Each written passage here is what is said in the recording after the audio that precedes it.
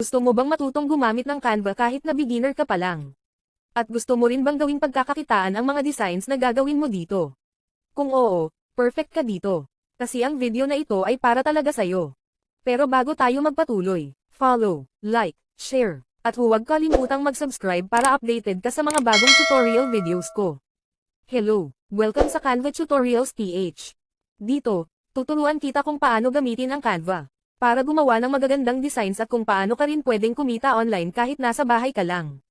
Kung interesado kang matutunan ito, stay tuned dahil ituturo ko sa iyo step by step, simple at madaling sundan.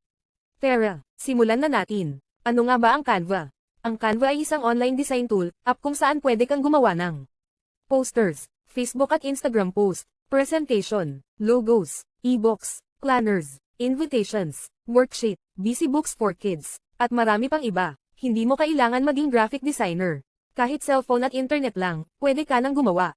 May free version at Canva Pro, pero pwede kang magsimula sa free.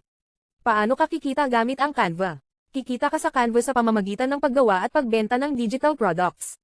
Ano ang digital products? Ito ay mga produkto na di-download, hindi hinahawakan, halimbawa, printable planners, budget trackers, hints worksheets, coloring pages, social media templates, ebook covers. Isang beses mo lang gagawin, pero pwede mong ibenta ng paulit-ulit.